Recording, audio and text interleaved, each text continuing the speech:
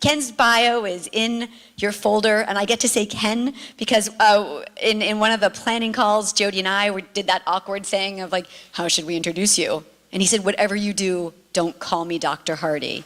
And as soon as we heard that, we had the sense of he's one of us, right? There's the humility, right? That we're all in this road together.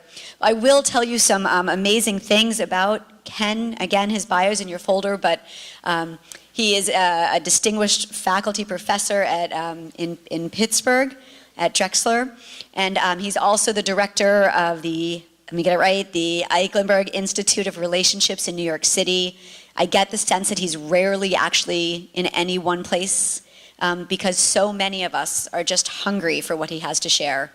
And he is about to lead us in a conversation, a discussion, and a thought experience around now that we see it. I gave that quote earlier, once we know better, we must do better. But Ken is going to take us to, once we see it, how do we be it? And then how do we actually do it? So with no further ado, I give you Dr. Ken Hardy. Good morning. You know, I have to admit I was expecting a slightly heartier response, so can we try that again? Good morning. Thank you very much. I appreciate that.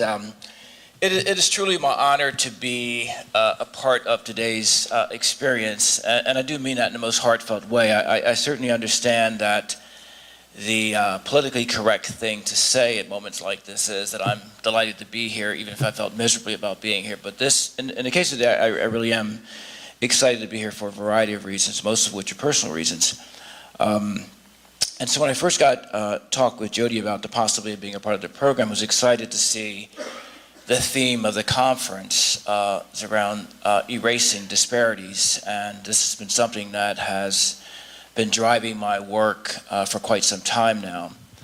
And I really feel like I'm at a stage of life and career where I'm being really conscientious and deliberate about what I devote my time to and how I spend my time. And so I've made a commitment to myself that I really want to devote my time to the matters that matter. And I can't think of any matter that matters more than the matter of disparities, particularly where race is concerned. And so I had an experience just a year and a half ago where I was actually flying between New York and Oakland, California, and I was working with Department of Public Health in Alameda County, and I've spent a better part of my career working with young people, and as a slight aside, and I do this a lot, and one of the things I'm breaking a coveted rule today because whenever I'm asked to go anywhere to speak, and I know up front that I have to follow a group of brilliant, passionate, inspirational young people, I don't just say no, I just said hell no. So I was sitting here today listening to all of you, and I wasn't here for the beginning, but I kept having these intrusive thoughts. Oh my gosh, I have to follow these people. So you were extraordinary and a source of inspiration. A little bit of time I was here, so I can only imagine what it's like to be in any space with you for a protracted period of time. So thank you for your words of wisdom. It really touched my heart. And so I was going back and forth between New York and Oakland every other week, and I was involved with a group of folks. What we were doing was tackling these issues of disparities, because what we know about racial disparities is that they are replete throughout our existence, that they cover the life cycle from conception to resurrection, you know, and that they are ever present in our lives. And so we're working with a group of men of color and trying to get a better sense about why had they disconnected from the healthcare system, and why was there such a gap between their experiences and the health system. And while I was doing this, my own father was actually engaged in a long goodbye. He was actually dying at the time. And so this is where my sort of professional life and my personal life sort of merged. And don't to make a long story short, that my family, we had a critical decision to make about whether we were going to admit my father to an institution to take care of him, or whether we would do it. And we decided that we would just provide the care for him, because we didn't trust that any institution could love and care for him in a way that we would care for him in his final days. And so I sat with him. Because of my position, I had a little bit more flexibility with my siblings. Sat with him every night for 18 months, from 6 p.m. to 6 a.m. the next morning, and trying to give my mom a break. And so on this very phone, I recorded. He had COPD among a number of things, and so there were times that he would, brain's not getting enough oxygen, and he would begin to hallucinate. And it was profound for me that every last hallucination he had over the 18 months had to do with race. Every single one. And so, in his state of unconsciousness, he's screaming to the top of his lungs, "You're not going to disrespect me in front of my son. You're not going to do that. Look at this, you're afraid of this? It doesn't rub off." And that son he's referring to is his firstborn son, me. And so this was a powerful marriage between my professional life, the work I'm doing, and living it in a real personal way with my own father. And so this issue of racial disparities and inequalities that are triggered by race, they cover the life cycle. And I spent a fair amount of time working as a trainer and a consultant to foster care system, to juvenile. I actually started out in residential treatment programs, and know that that there's something about the demographics of the children in those systems that really do profoundly shape the delivery of care. And the thing that we can't seem to talk about in our society, that is so incredibly pervasive throughout our society, that I actually want to do something radical today. I want to, in a room that's comprised of a racially diverse group of people, to talk pretty candidly and openly about this thing that we can't seem to talk about in our society, but it's always a powerful backdrop in virtually everything we do, and that's race. And so I wanted to start with this segment just to sort of outline some assumptions I make about race generally, and to start global, and then to have it narrow down to our work and how it impacts our work. And so what I believe is that that an acute understanding of race is an important knowledge to have. We're working in human services, and I appreciated the distinction you made up here, because I just want to make myself that I no longer refer to what we do when we work with young people as social services. It's human services, because I want to make sure that we always keep the humanity at the forefront of what we do.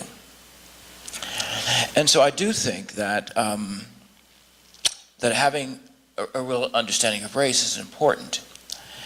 And I think that race is a powerful organizing principle in our society. I can't think of any action or inaction that isn't shaped by the nuances of race. That is always present in our interactions. And so it's very difficult for me to see virtually any system, any interaction, and not look at it through the prism of race. And so what I believe is that understanding race requires, on the one hand, will and skill. It requires a willingness to look at it, and then a skill to be able to traverse it, because it has a way of paralyzing us in our society. But I also think it involves these three critical steps of seeing, being, and doing. And I don't think that we can actually do without the seeing, and then asking ourselves, what does it mean for each of us? So I just want to share some thoughts I have about this, and I'm going to open it up in a moment just to get your thoughts in case there are different points of view. So one is I happen to believe that we're all racially socialized, in this society. And yet, even the way in which we're socialized racially is racialized, because I think that the socialization process for people of color and the socialization process for white people are fundamentally different, And so what I believe is that people of color are racially socialized, and that we know that we are.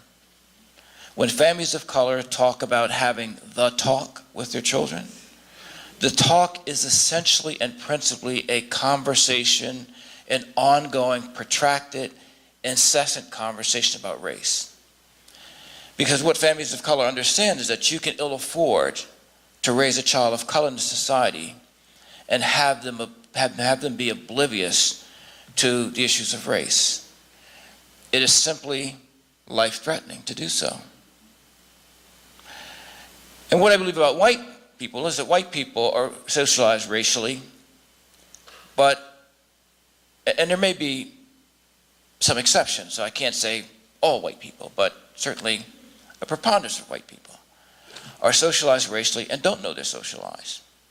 So I do this work a lot, and whenever I'm in audiences like this, I always ask the question of people of color: at what age or stage of life did you begin to think about race? Did you begin to see yourself racially?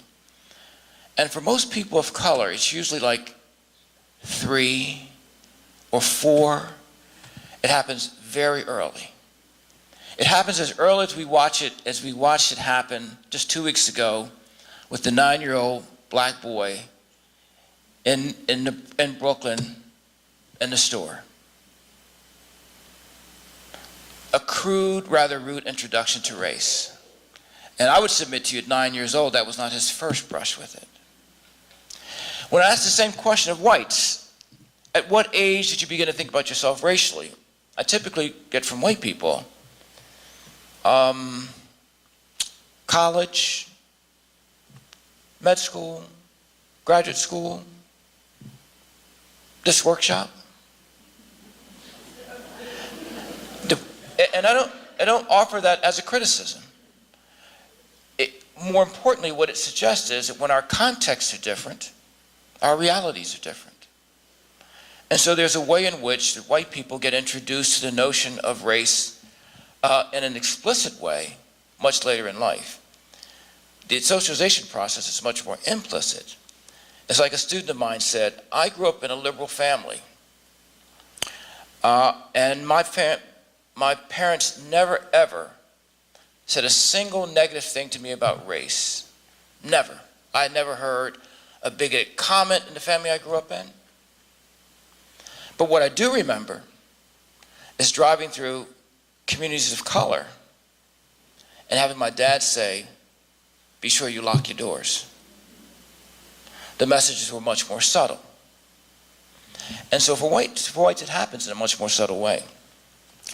And yet there's some commonalities, though. There's some connective tissue in the socialization process. So, and let me just say, here's a parenthetic. Like my quest in life now is to be understood. It's not to be right. So I want you to know I'm talking about the world according to Ken Hardy. We will have some interaction, so if you have a different point of view, I would welcome you to share it. Because I think that one of the things I'm absolutely destitute for in my life these days is for us to be able to have meaningful conversations about this that are sustainable. Because most of our conversations about race rarely extend beyond 2 to 3 exchanges. One person says one thing, the other person says, I'm offended. The next says, oh, I'm sorry, I didn't mean that. End of conversation. We don't have progressive, sustainable, meaningful conversations about race. And yet it's a powerful backdrop in every single thing we do, including your profound words up here. But I'll get to that point in a moment. So part of the socialization process then is that we all are socialized to believe in this sort of racial hierarchy. So in the ways that we're socialized, White is at the pinnacle of the pinnacle. There's nothing that's higher than white in our society. And we're socialized to believe that white is more better than anything else. And let me tell you, I fully understand that more better is incorrect grammar. But I'll tell you where it comes from. I was in Minneapolis giving a talk, and I was making this very same point about more better, which I used just to make sure I have your attention.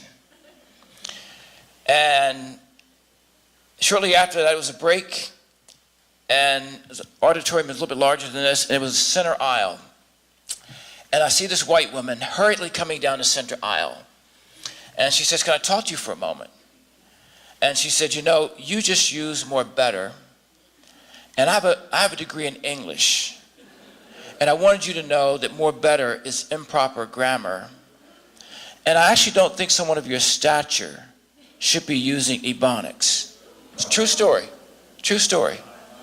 It's kind of like you being articulate. So I made a point that day, a resolve to myself, that from that day forward, I would use more better in her honor. So we're socialized to believe that white is more better than anything else. And so here's my first controversial point for today. So I find it hard to believe that any white person can be born in the United States of America, and I'm just going to limit it to America, but it's actually much broader. It's hard for me to believe any white person can be born in the United States of America and not believe that they're superior to all other hues in our society. Now, I don't believe necessarily that white people skip around and say, I'm superior, I'm superior. Oh, no, I don't think it happens that way.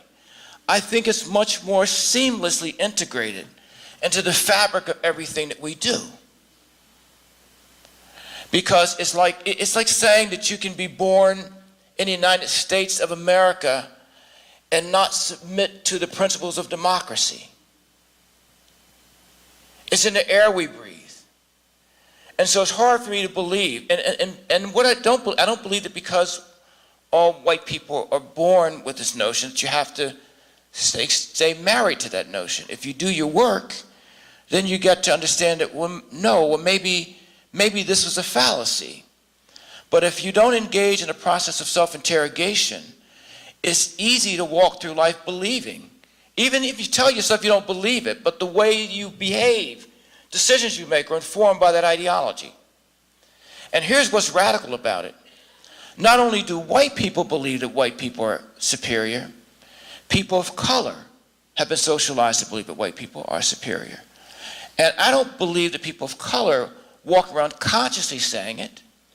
And so much so that which is why we're going to open this up a little bit later, that I find it hard to believe that without doing one's own work, that large groups of people of color at some level don't desire to be white.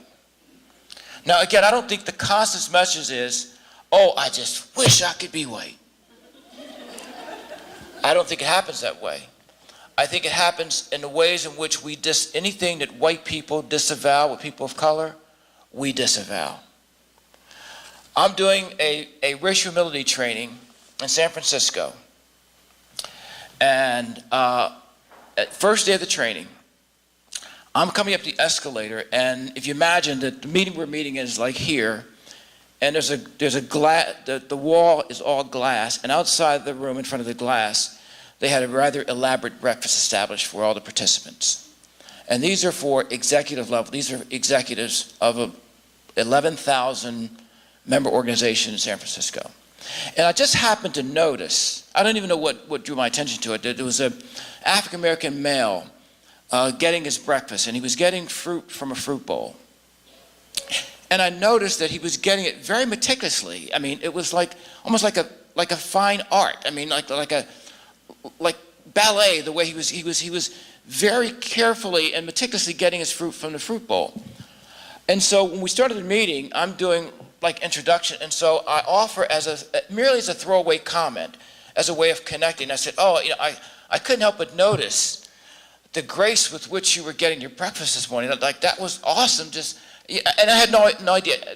It was just, I've never seen anyone get their breakfast so gracefully.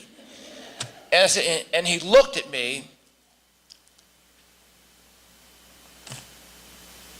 and it was a protracted silence. True story. Then he looks me in the eyes and he says, well, I never met this man before. All I know is that he's head of a department where he oversees thousands of people.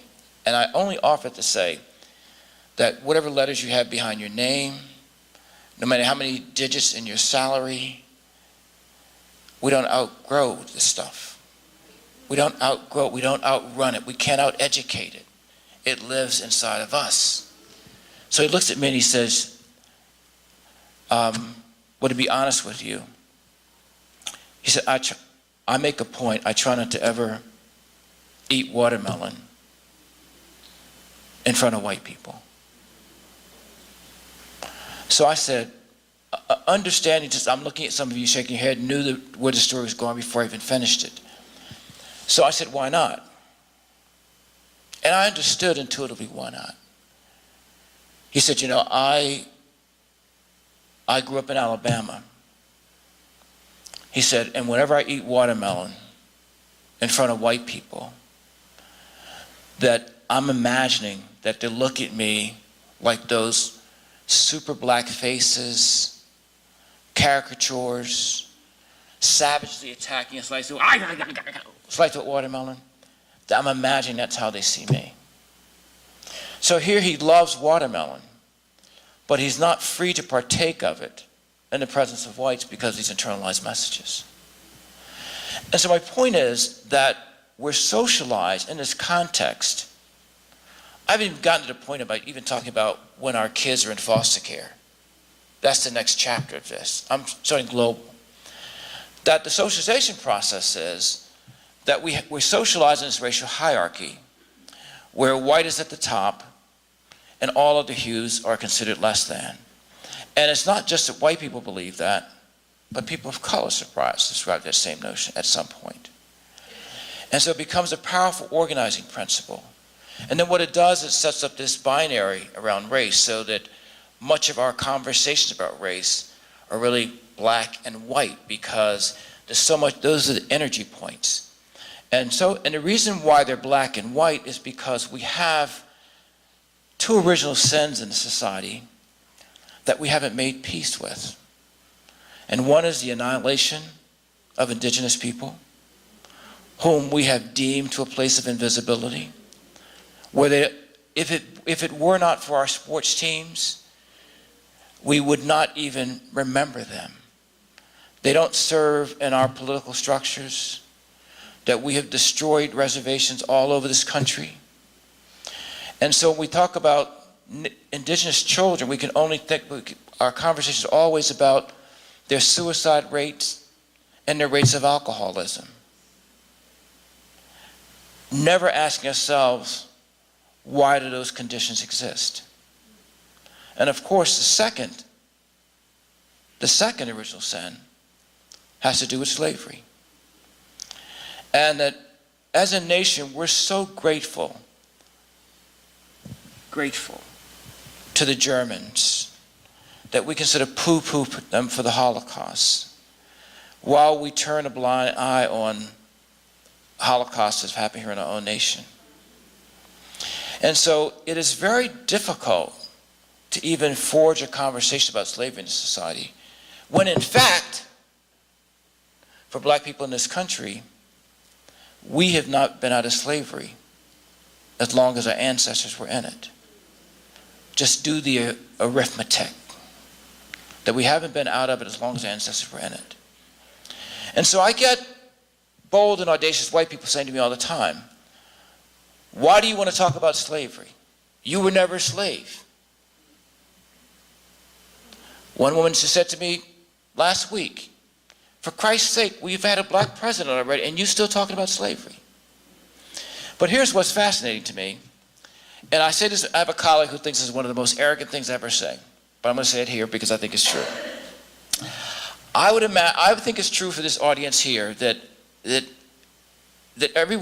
no one here would have to search more than 3 generations in their own families to identify someone who had a problem with substances. That's how prevalent substance abuse is in our society. And if we've had someone in our family genealogy who've had a problem with substance abuse, we know firsthand what one family member in a generation who's had a struggle with substances, how that creates havoc on a family system. It forever shapes what happens in that family. And we understand that about, like, substance abuse. We understand why it's possible to, if your mother has arthritis, there's a good chance you're going to have arthritis. That we understand this intergenerational transmission process when it has to do with our physical health. We understand the intergenerational process when we're transmitting or responding to substance abuse. But when we talk about slavery, the rules of engagement change. We somehow think that what happened then has no impact on what happens now. And so there's a way in which then we can never talk about these issues nor ever explore how they impact us. So now another part of the racial socialization process is, and this is where I think whites in our society and people of color, one of the few places where we dance very well together, perfect harmony. And part of that socialization is that we don't talk about race. And because we don't talk about race, we don't know how to talk about race. And because we don't know how to talk about race, we tend not to talk about race. And because we tend not to talk about race, we don't know how to talk about race. I mean, I appreciated this young lady's question about being placed with a black foster mother. I appreciate that question because you are adding race to the conversation, because when we're left to our own devices, we pretend it doesn't matter. And it matters a great deal. And I can only imagine the stares that you get and being in positions where you have to explain that. So I appreciate the two of you going to get together to talk about that, because it's an important issue. It's an important issue in our society. And yet we don't talk about race. We simply don't. And I'm always amazed, and this happens in my family. It just happened last week. With my family, we're out celebrating my aunt's birthday, and we're in a restaurant, and she was talking, and at some point in the conversation, she said, "And was she white?" I said, "Why are you whispering?" She said, "I don't know." And then a few minutes later, she said, "Well, she's a white lady. Why are you whispering?" And I think we whisper because somehow internally we know it's forbidden. And we treat white like it's a bad word. Like people, I'm always amazed, and like I said, I'm talking freely about what I think and believe. I'm not naive to think everybody who's going to agree with me. Nobody here probably may agree with me. And that's why I think that the ensuing conversation we have will be an important one. But I'm rather amazed and amused by people of color and all of the sophisticated ways in which we try to avoid saying white in the presence of white people. So the dominant group, meaning white. Other cultures, meaning white. Other ethnicities, meaning white.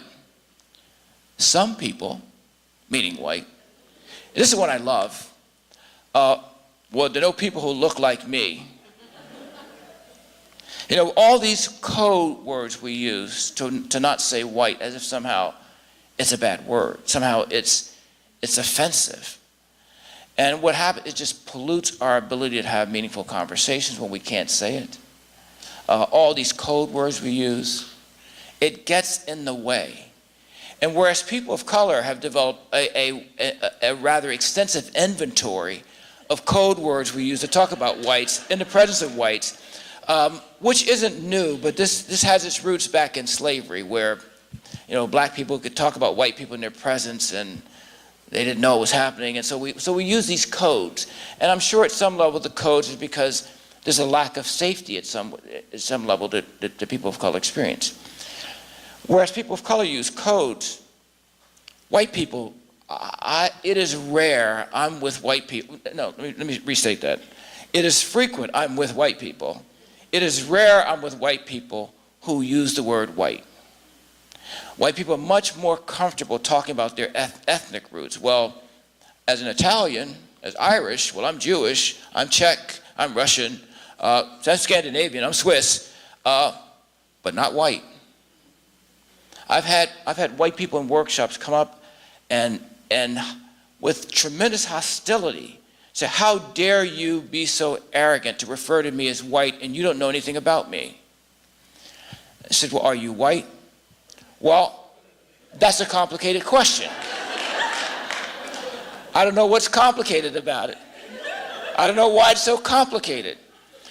And my point is that, we make light of it, but if you are white and don't know you're white, that is problematic.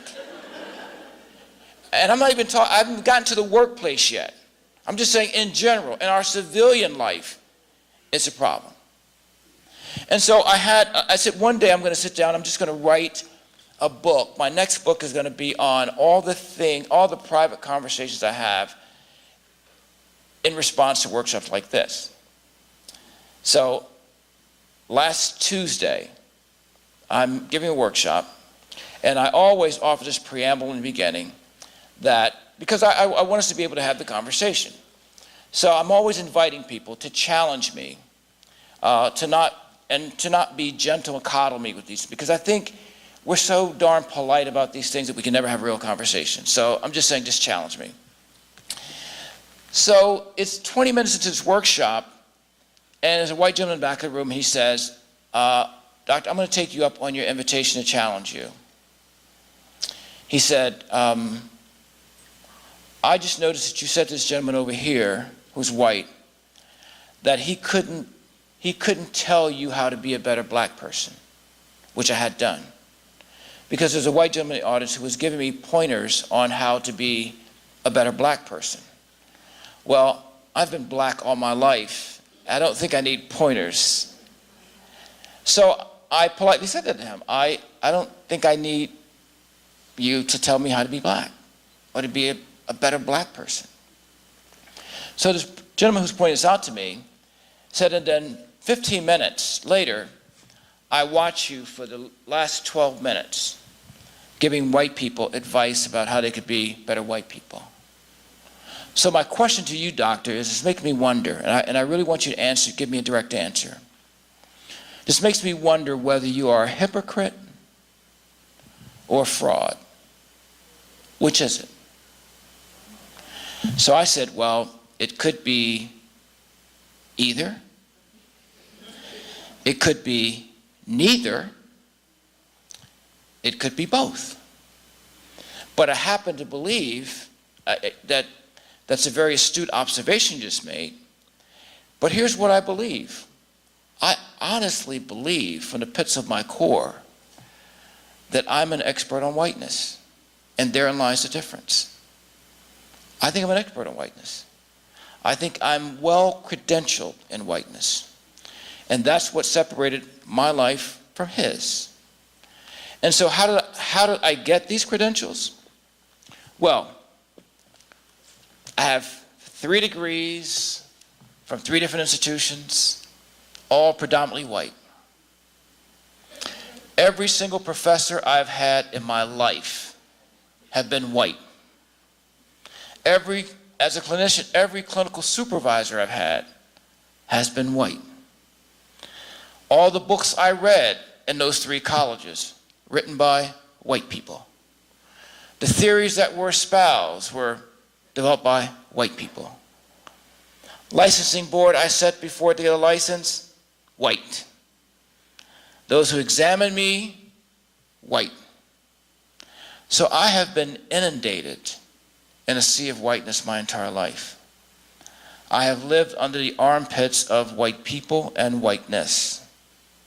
And what I know about every single person of color in this room, no matter what path no matter what path you travel to get here, that you don't get in spaces like this without understanding what's important to white people. You simply don't. And the fact of the matter is, the reverse is not true. The reverse is not true. And why do I think this is important? Because I often wonder, do white people spend much time thinking about what is it that qualifies me to work in communities of color when I've lived a white life? I have a very good friend, a white male named Steve, lives right next door in Massachusetts. And he says to me all the time, Ken, I look at your practice, you see Asians, you have Latinx people, black, wealthy, poor, this diverse. How do I get such a diverse practice? He said, because all I see is rich white people.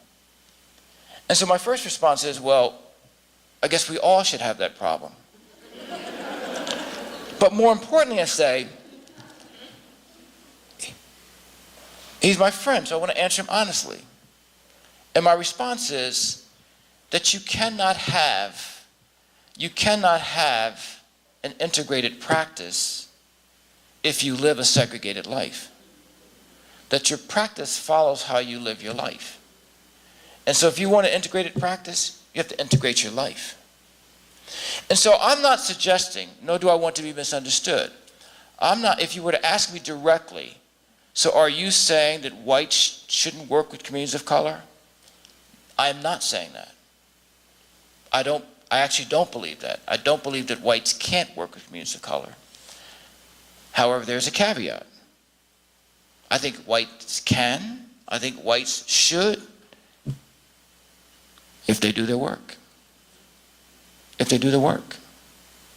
And that means interrogating whiteness, thinking critically about race, developing one's visual acuity that you can begin to see the world through the prism of race.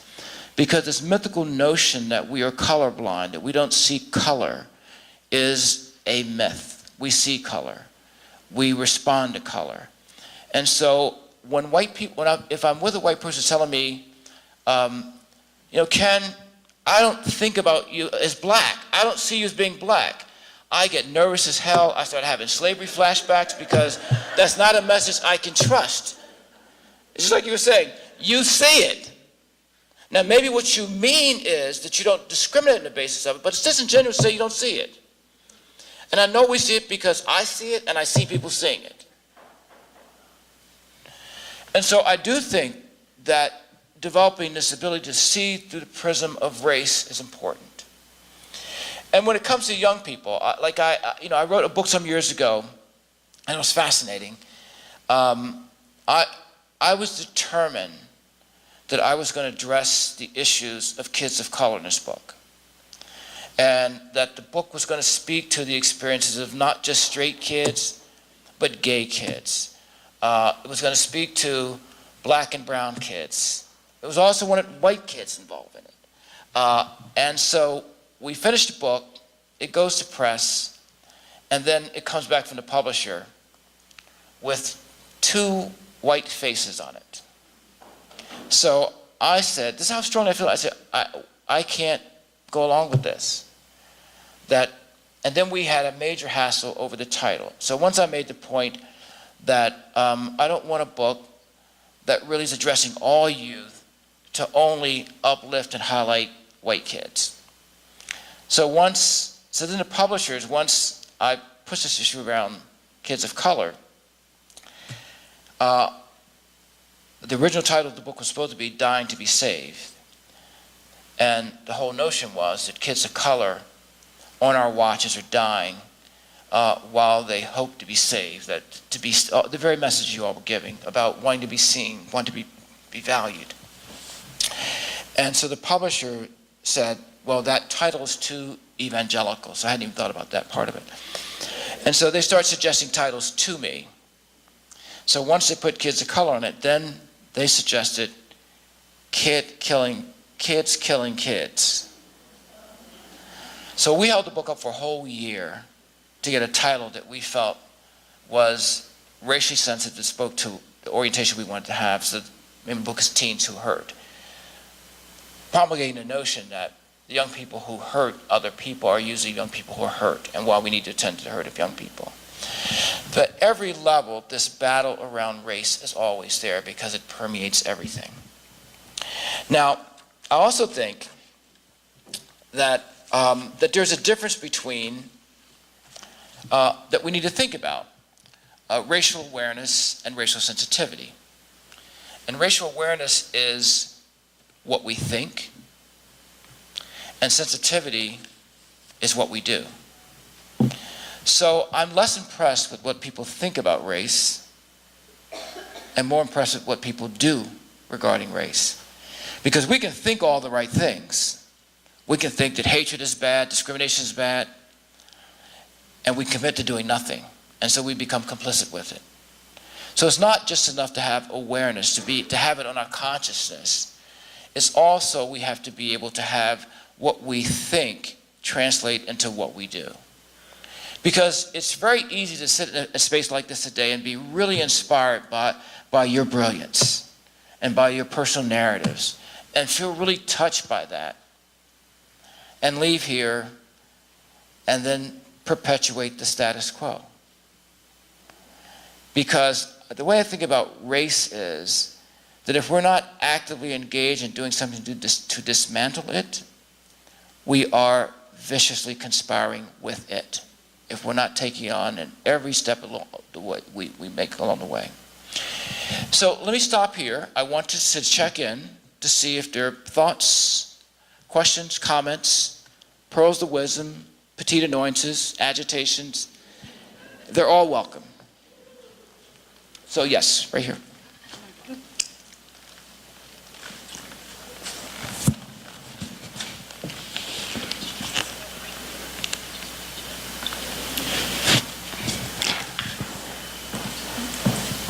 I would like to share an agitation, since you said it, might as well.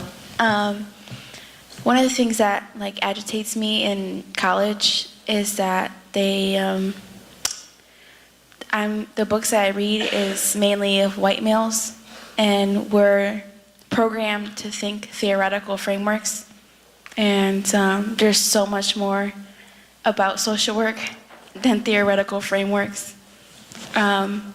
And when I sit at the table with people, I really see what they know and what they don't know. And I think it's important that it's not only racial lens is integrated in, social work or the providers, but in our educational system, because that's where we're being developed, mentally. So, there you go. Absolutely, I totally agree with you. I mean, it's a point well taken. Absolutely. Yes. Could you expand on the slavery and the substance abuse piece? Yeah, I was just trying to draw an analogy between the two, saying that if there's alcohol, if there's alcohol in my family, a generation above me, that I can't divorce myself from it. In some way, shape, or form, the alcohol, the generation above me, is going to have some impact on the family I grew up in. Do you follow me? So if my father's father was an alcoholic, it's impacted my father's life, who then might inform the way I'm raised. And that varies from family to family. So that was the point. So that I was suggesting that we, in that instance, we don't question an intergenerational transmission process, the way the previous generation affects the next generation. But when it comes to slavery, we almost act as if somehow that those multiple generations of slavery should not impact the everyday lives of black people today. And so my sort of question is, why one set of rules for here, but a different set here? And I think the answer is because race, when we factor race in, it's always a game changer. I mean, it's the difference between, I am hopelessly politically incorrect, so I just want to say so. It's the difference between Obama saying, if I had a son, he'd look like Trayvon Martin, on the heels of Trayvon Martin being murdered. So I could understand why a father of 2 children, all those 2 children were girls, was feeling that personally. And he made the mistake of saying that, and he was heavily criticized for it. That it was race baiting, is what the broader narrative was. And so when I juxtapose that with some of the things that are said, the current president is not subject to the same degree of scrutiny. Now maybe there's a variety of reasons for that, but through how I see the world, like right there high on my list of factors that I'm considering is race. That there is a double standard. And we see that with young people, that when white kids do bad things, it's almost always because of mental health issues. When kids of color do bad things, it's because they're thugs, they're demons. And we lose sight of the fact that good kids can do bad things and bad kids can do good things. That positioning isn't reserved in many instances for kids of color. Does that make sense? Thank you very much. Yeah, not asking, yeah, okay, great. I just followed up. Who has the mic? Yes. So this is like an aggravation, but also a comment at the same time. I like to write books, and there's this website like you can put books on, and my friends like to read them. And I had this book idea that I was coming up with, and I had a black person in it because I wanted to because I read all books and like everyone's white, and I don't like that. And my friends are like asking me like why I'm doing that, and I'm like, because like I can, and like the world isn't a white world, it's a mixed world. So it aggravates me every time they question me when I add a new character that's of color or like someone that's different, and I'm just like, it just aggravates me. Mm-hmm. You know, the more you talk, the more I like you. I appreciate. I appreciate your consciousness, because like at first glance, what you're suggesting seems superficial, but it's not superficial. And you know, I think it was Harvard just did a study, and some of you are familiar with that, where they took the same resumes, and they attached European names to some, and ethnic-sounding names to others, and the response rates to the resumes were vastly different. So names are important. Who we include in our world. I mean, and I appreciate the fact that you have this spirit of inclusiveness, because that's what I'm advocating here. And in spaces like this, sometimes it's very difficult to advocate, because my experience is that when you have people of color advocating for people of color, it's almost always construed as being anti-white. So what happens, you have many people of color who are in positions to advocate for people of color who fail to do it because they don't want to be perceived as, oh, I'm partial to people of color. I don't know that a lot of white people worry about that. All right, well, we have one more. Oh, you go first. No, you're up first. Okay, I look black, so I'm gonna start off, this is gonna be like a comment / aggravation. I look black, I'm Puerto Rican, but yeah, my birth certificate says I'm white. So I don't even know what race I am or what race I should follow, and it's all because the only way I've gotten this far in life is because my birth certificate says I am white. But I think if it says I'm black, I would probably not have gotten this far. And I really think that the only way I've gotten to be successful is because, one, I had a white adopted father, and my birth certificate said white. So why can't I just be the race I am and still receive the same benefits as somebody who is white? Hey, first of all, I observed you in a moment being a perfect gentleman. You were conceding the space for her to go first, so I saw that, and that was very commendable of you. Secondly, I agree with you wholeheartedly, and that's the world I want to live in. It's the world I'm striving to help make. I hope that everyone here will buy in as well, because like this issue, like this four-letter word, race, makes such a huge difference in our lives in terms of how some people live, where some people live, if some people live. That four-letter word.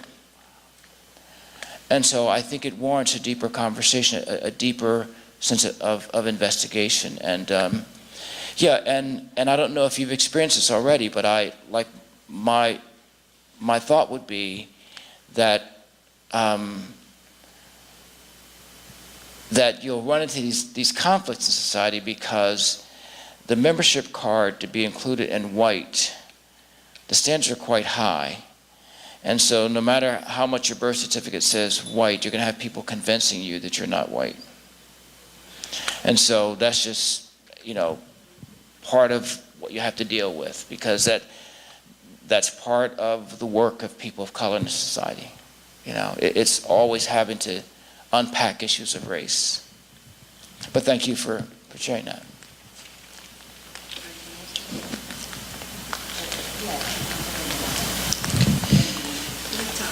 Thank you. So I have an observation and a question. The observation is something you said a second ago when you said you're not sure white people think about that. And I'll just share with you, and you don't need to respond now, certainly, but I'd like you to ponder it because I'd like your advice. Mm-hmm. This white person does think about it from the standpoint of leading an agency and trying to really make strides with racial justice and around racial justice. And so what is that like for a white woman to be leading that? And I'm not Lyndon Johnson passing the Civil Rights Act, mm-hmm. but I happen to think it had to be someone like Lyndon Johnson to do that. Mm-hmm. So I would just ask you to think about that, and we can talk later if you don't mind. The question I have is around, you're in an academic environment, and we have to now deal with trigger warnings. And how do you reconcile that when in fact your whole raison d'etre, if I understand, is to really push people to make them think about these difficult issues, particularly as they relate to race? But something tells me not exclusively. But in an academic setting now these days, we are living in a world where we have to let students know that that we may say something that upsets them, so that if they want to leave the room, they're permitted to do that, so that they can always feel in a safe space. And I have a hard time reconciling that. So I'd be curious as to your impressions. Well, thank you for your very insightful questions. So the first one, which is that, which should make a difference to you, but I commend and applaud you for doing the work you're doing. And I do think that's important. See, my position isn't that white people shouldn't be engaged in this work. My position is the exact opposite. But I do think that there are some preparatory steps that white people have to take. And so here's my thought about it, that someone like yourself who's born white have no more control over the fact that you were born white than I have over being born black.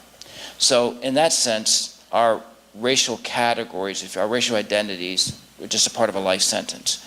Like, I know now when I die, I'm going to die black. It's a life sentence, and yours is a life sentence, which means we have no control over it. But I always think that in our society we need to talk maybe even slightly more about whiteness than we do about white people, because whiteness is an ideology, and whereas a white person can't change being white, you can change your commitment and your subscription to whiteness as an ideology. And the reason why I think whiteness is important is because it's not just white people who subscribe to whiteness. All of us do. All of us do.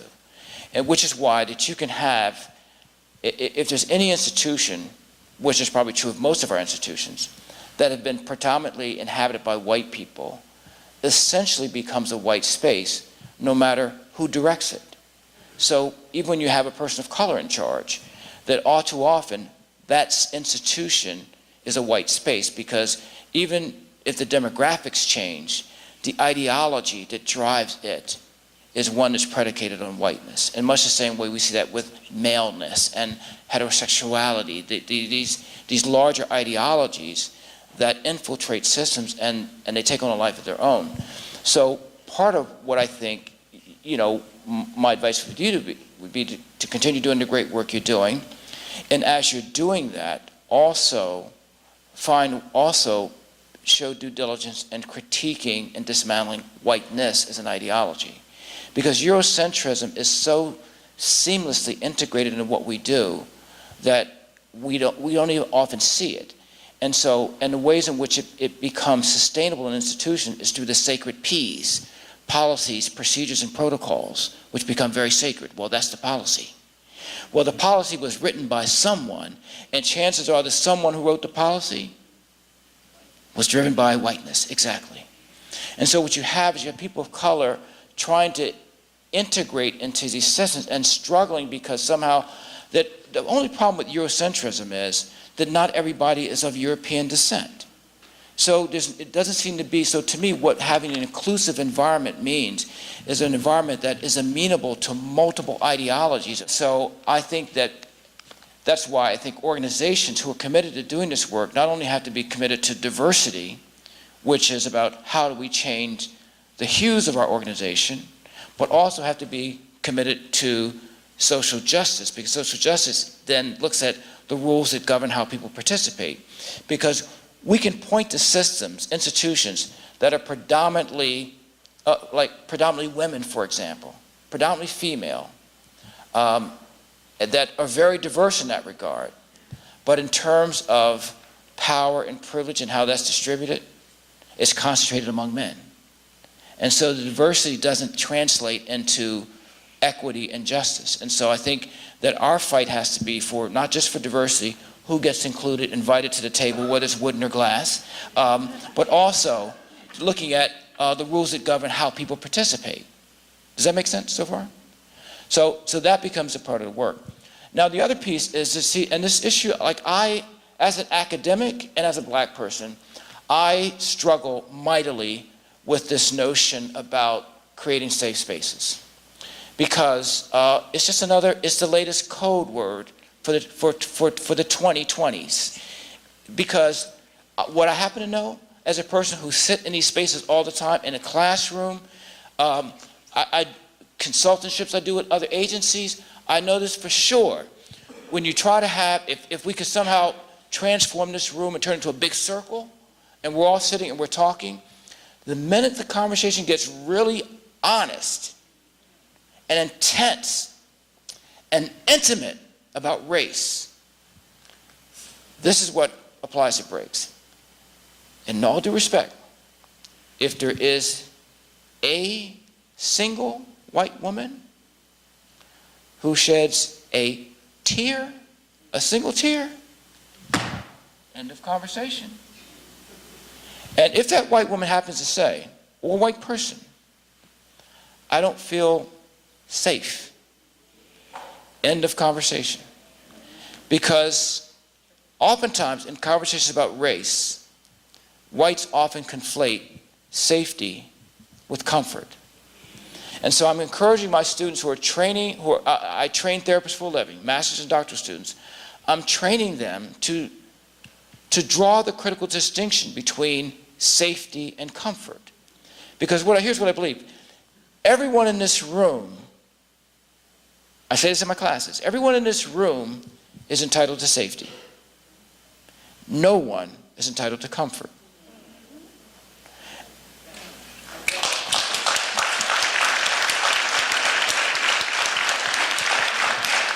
And so I think we have to be able to stretch ourselves to be able to develop our muscles for tolerating discomfort. So I don't think that universities, mine and any others, should offer students that blanket kind of guarantee. I think what happens is that we should be fair and equitable in the classroom, that we should be condoning other students getting hurt. But and if you have any student, any of my students today would tell you, I address that issue right up from the beginning, that it's going to be uncomfortable, and that basically if you can sit with the discomfort, some powerful things can happen. That's where your zone of growth involves. Make sense? Okay. I know we're supposed to break it. We're supposed to break right now to 1:15. Let me do this. If I could just stretch the rules just a little bit, just an itsy bit. I would love to hear from we'll continue this after lunch, but I would, before we go to lunch, I would love to hear, I would absolutely beg you, if there's somebody here who feels offended by something I said, or have a pebble in your shoe, or just downright irritated, We have one back here. please show me your act of love and share that with me. Yep, yes, no. Where? I'm not still included in this white in. Because I want you to be able to enjoy your lunch. To give it back to me. Okay, I will try. This conversation goes around white and black, but I don't feel included. I'm Hispanic. Sometimes I deal with issues like, I want to be right by this person, but I want to be right with this person. So we are on the middle. Yes, and I said that I think that this black-white issue gets all the energy, and so my controversial point here about Hispanics would be that because one is Hispanic doesn't preclude one from being white, black, mixed race, multi-race. But what I think, though, is that not all, but lots of Hispanics, have been in this racial paradigm, have been socialized to disavow indigenous roots where they have them. So to get all the Indian out of you, and if you have African blood that runs through you, disavow that too, because that's a part of that paradigm. And if you can't be white, the next best thing is to be light or near white. And I'm not saying anything that any person of color in this room doesn't understand. This plays out in our families. Light and dark. And the ways in which we reveal that we've internalized these messages like, she looks good in that red for a dark-skinned person. Part of that paradigm that we don't question. And it just becomes an integral part of our being. And these are the types of things that I think we need to look at, because there's certainly been in some families where the darker kids are the one who ends up in foster care, disavowed. And so it's not like it doesn't relate to all aspects of our lives. So let's our agreement was we'd stop at 1:15, put this on pause. We'll continue after lunch. Thank you very much. It's like cancer cells in our relationship. And again, like I never ever in the context of my work or as a civilian question or second guess what parents do with their children, because I feel like, that unless I know the whole story, I shouldn't advance an opinion about it. But I know in terms of my own beliefs, I don't think that we can expose young people, and particularly young children of color, to the realities of race and racism early enough. Because what we know is it's not tied into age. And I remember showing a clip from Roots in a presentation that I was doing, and there was a white couple who came, and I actually know them, they're colleagues, both psychiatrists, and they came up to me after the workshop and said, I wish you had warned us that you were going to show this, because we had our daughter with us, and I'm not so sure that we thought it was good for her to see that. That was a profound interaction between us, because I was saying that the clip, I think, was 4 minutes and 50 seconds. And I said, all due respect, that the clip that you don't believe your child can see for 4 minutes and 50 seconds is a life and hell that a people lived for centuries.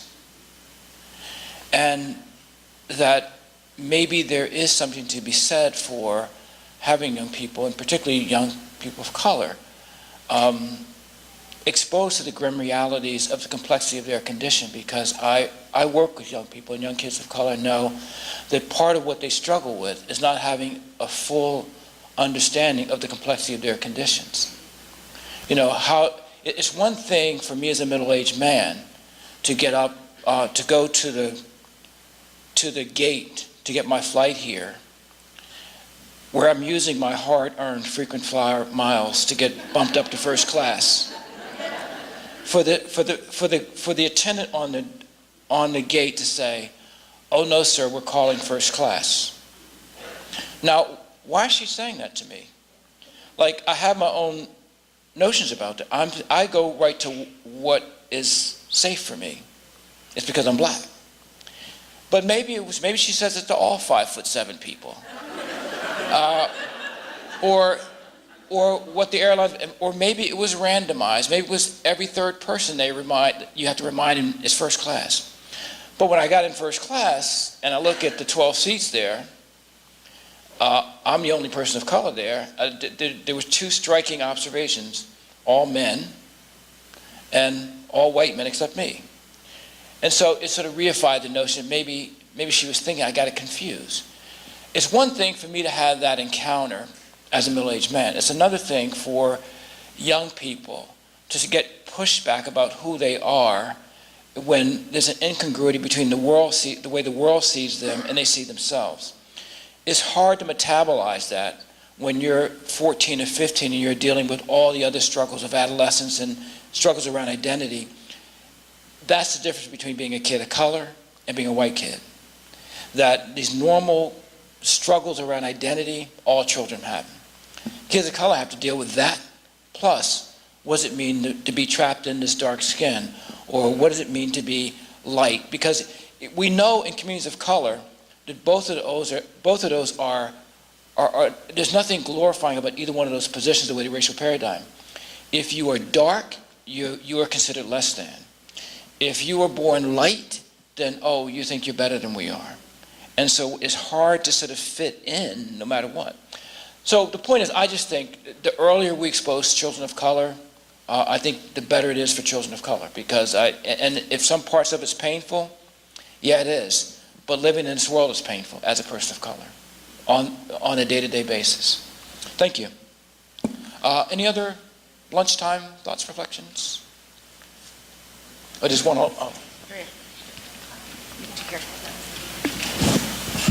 Hi, good afternoon. Hi. Dr. Hardy, nice to see you again. My name is Magina Delan.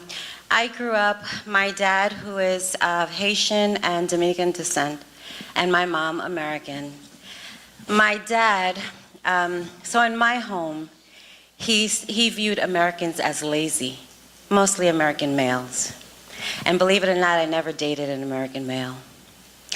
And so... Can I just interrupt you 1 second? And when you say, because I'm aware that American is also a code. So when you say American, do you mean anyone born in the United States, or do you mean? Yes. Okay. And behind that, it was because he said when he came to America, he was told that he was taking jobs from Americans, whereas he studied. My dad was an architect, and my mom a heart specialist, as I was a child who had open heart surgery, so my mom changed her profession. So growing up, I was exposed to the history, the culture. I was exposed to what my ancestors contributed to society. That's how I was taught. So it wasn't a conversation of race, but I was empowered in knowing the chair you sit on, the street light you see, the hair grease you use, the comb you use. That is from your ancestry, which is the same way that I choose to empower my children. Yes, we have conversations of race. However, it's better for you to know the cloth that you were cut from. It's better for you to know what you are made of than to create this picture that, you don't have a chance in this world. As an adult, I'm 45 years old. When I come across certain issues, I more see it as an inadequacy. Why? Because to just run to the idea of race, that just seems too easy. I think we all have a personal responsibility to what we put out there, how we treat each other. My fiance, when we met, he was in the gang intelligence. Now he's the homicide detective. He has the conversation with my boys, but it's more in the tone, in the gesture when you're out there. It's not, oh, the white cop. Although we know those stories. But there's a difference, you know, when you're teaching and you're building character and you're setting a foundation so that your children can stand as people, so that no matter what's thrown at them, you can see a person's inadequacy. You could see, you know, a person's, you know, their fragility, and you're just like, okay, that's your thing. You go home and unpack that. You don't take it on. So for me as a mom, that's what I teach my children, because to project and to dump all that stuff on them. They didn't ask for that. And again, as grown-ups, we have a social responsibility, you know, to build the characters of our children, of our youth. Thank you very much, and I appreciate your message, and I think those are, as you're sharing, very powerful messages you're imparting to your children, and I'm sure they will thrive as a result of getting those messages. And like there's, you know, some of what you said that I actually see a little differently, that I struggle with, because it's like in New York, I know in Brooklyn, that they have former police officers training kids of color about how to interact with the police. And I understand why they do that. And I think it's extraordinarily complicated, because they're teaching them that the importance of when you get stopped by a cop, make sure your hands are on the steering wheel. And make sure you say yes, sir, and no, sir. And that is, no matter how much what they say to you, no matter how degrading they talk to you, you be polite and you say yes, sir, and no, sir. And so I struggle with it, because I understand that they're teaching them how to survive. But then I wonder, are there tutorials to teach police how to police communities of color? Because that's part of the relationship as well. And I do think, I agree with you about the importance of the message of individual responsibility. And then I keep thinking, well, let's see, how did Tamir Rice forget to exercise personal responsibility? Well, maybe he shouldn't have been playing with a toy gun in a park that cost him his life. Or how was it that Trayvon Martin failed to exercise personal responsibility? And so, like, I think that as a parent of color, it is really, my heart goes out to parents of color, because it's a challenging endeavor to prepare your children for the world we live in. Because if we just look at this, we look at these stories that's been in the media, it's hard, like, it would take something as seemingly simplistic as, how do you tell your child how fast they should walk so that they don't seem suspicious? And how slow should a kid of color walk to not be considered suspicious? Because we've seen cases where there have been kids killed for walking too fast that made them look suspicious. Some kids are walking too slow that made them look suspicious. And so I think the message you're imparting is an exceedingly important one.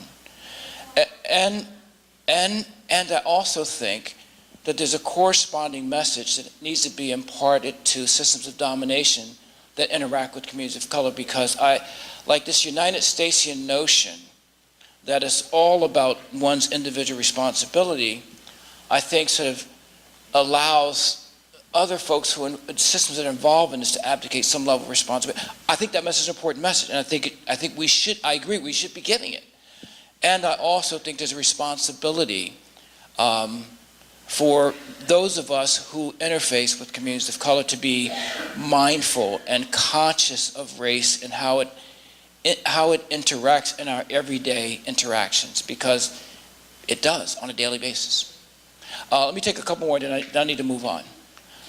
You can go ahead and clap. I mean, I always welcome that. I noticed that when I was doing lunch, I was talking to a few other younger people. Not saying that any of you here are old. Well, it's just that we were talking and it said invite only, but then I'm just like, wait, what about the youth who this affects? And a lot of DCF kids don't get invited to events like this. And the ones who do get invited, they don't show up because they think, oh, I don't need to show up to this. And if you think about it, they're mostly white, the ones who get invited. The black ones just get like, oh, we don't care about you. Mm-hmm. And I've also noticed that I think the only reason why I was the only one who was invited was because the fact of I shown that just because I look black doesn't mean I am black. Mm-hmm. And it's sad that I have to do that in order to get where I have to get to in life. Mm-hmm. Mm-hmm. Thanks. Hi. I've been struggling a little bit because as a white woman, and everybody can look at me and say I'm a white woman. I grew up in a privileged suburban town. I work here in social services. I'm with one of the partner agencies that's working with DCF.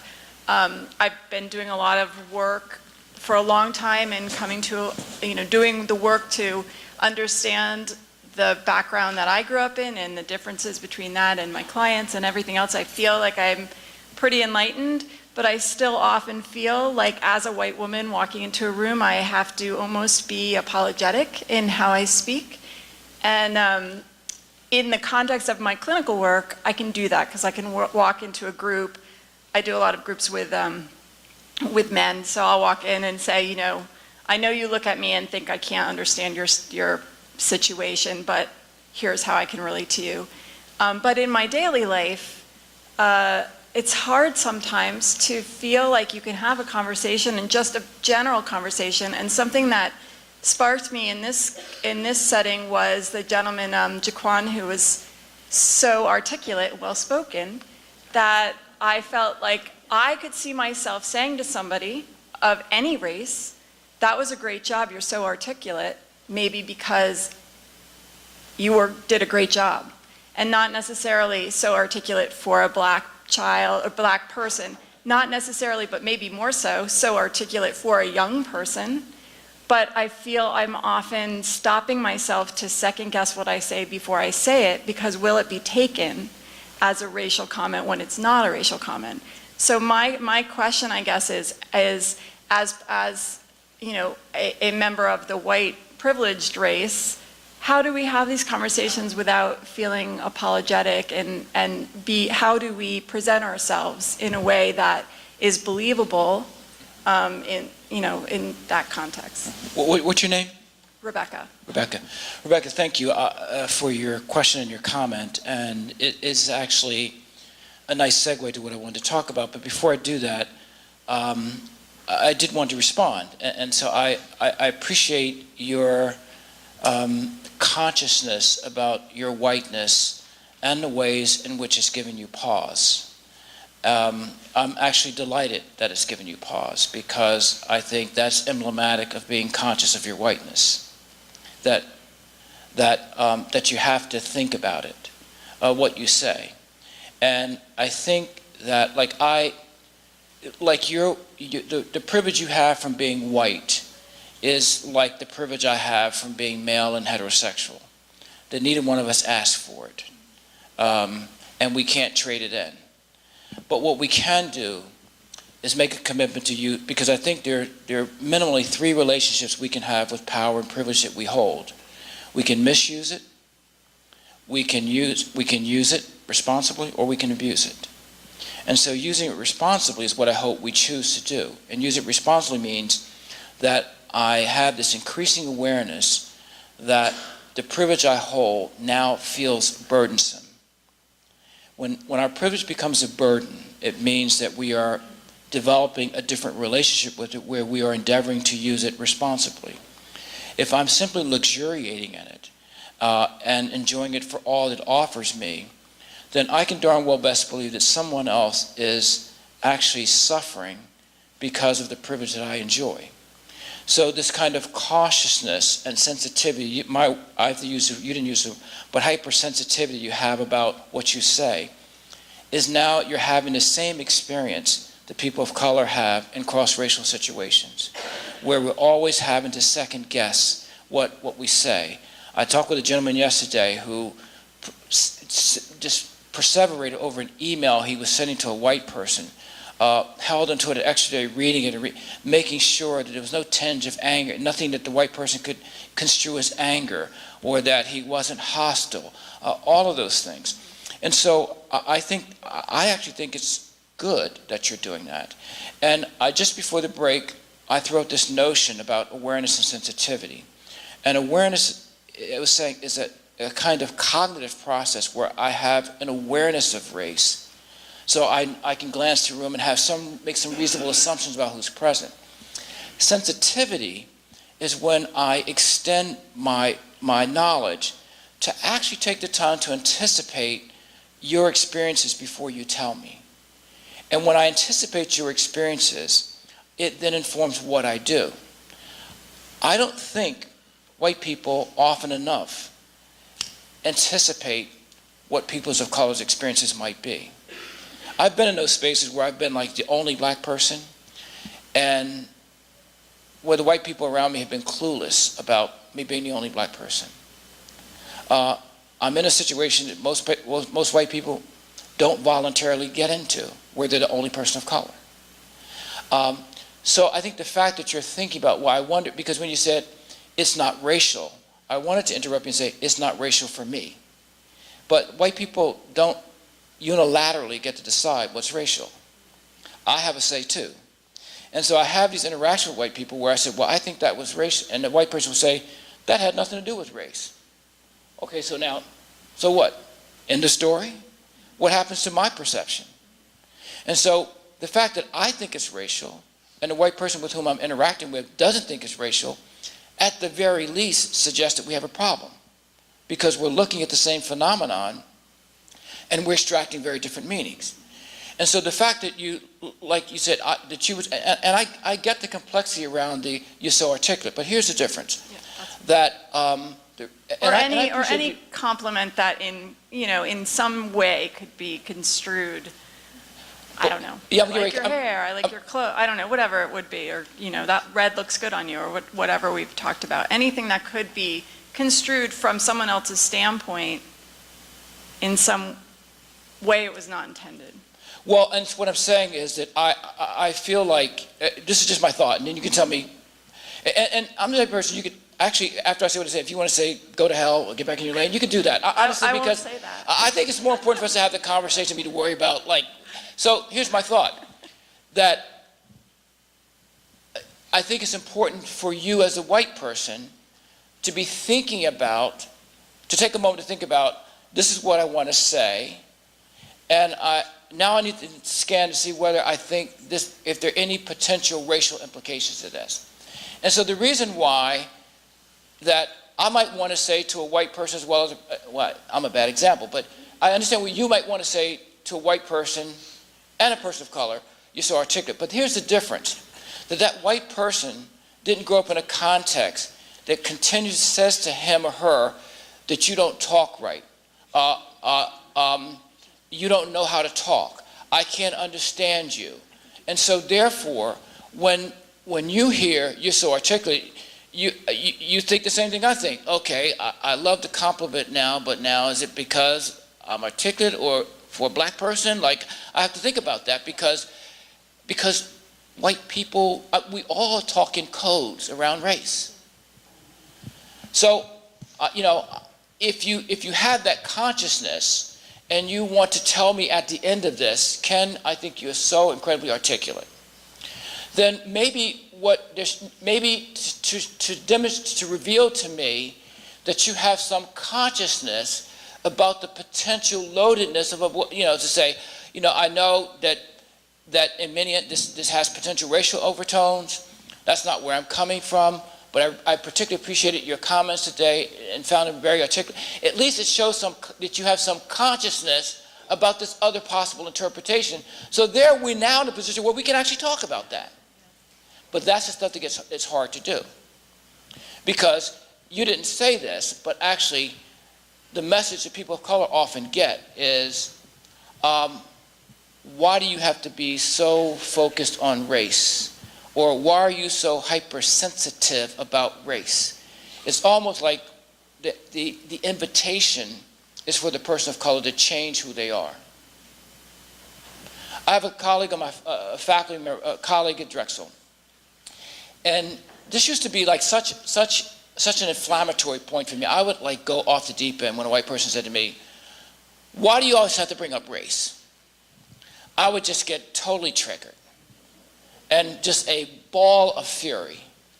And now I understand it differently, because the seeing, being is doing. When you begin to see it differently, you can actually be different and then do differently.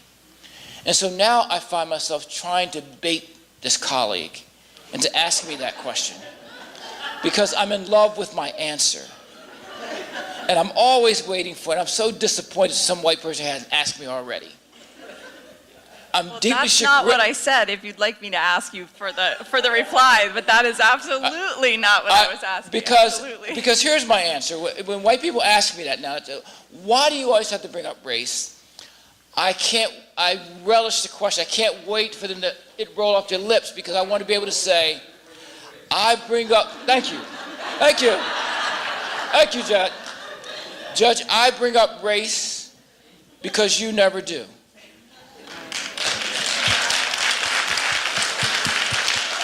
And here's another thing, Your Honor. I solemnly pledge to you that I'll never bring it up again if you solemnly promise to me as a white person that you'll bring it up. But what I will not tolerate is you shutting me down and castigating me for bringing up race when you remain mute about it. That's my answer. That's my standard reply. I love it. So we have time for one more question, and the young woman in the back who wanted to ask it before lunch has been so patient, but I have to, since I have the mic and I also happen to be a white woman, I'm finding I'm like really dying and not responding. So here's what I'll say to everyone, but particularly to my white friends and colleagues in the room. I'd love to engage in this. I talk about this all the time with anyone in any way. And the one thing I'd say directly to you, and I would love to talk more about it, is we as white people have to understand that the impact of our words matter just as much as our intention. So if I say something and upsets Vanessa, and she says, Jen, I didn't like when you said that, if my answer is always, well, you took it the wrong way, that's not what I meant, it shuts down the conversation. If instead I say, Vanessa, tell me more about why that bothered you, it opens the conversation. And I think we as white people, because of some of the guilt, and there's a whole lot of issues, we go to that place where it becomes about us all the time. That's just our natural, we can engage in the conversation after because there's not much time, but I didn't want to let this go without addressing it, because I think that, again, as Ken pointed out, we have to learn how to step in and take some of this responsibility in engaging in the dialogue.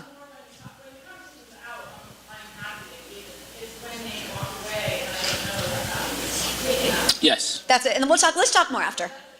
Okay. So this has been burning inside of me, okay? So I actually think this is like an excellent time for me to bring up these comments and actually ask you for advice, because the conversation kind of blends together. During my journey in foster care, more recently, permanency has come up in my case. And I came in contact with a mentor through the village, and she's white. And we've become close over the years that I've known her, and she lives in Guilford.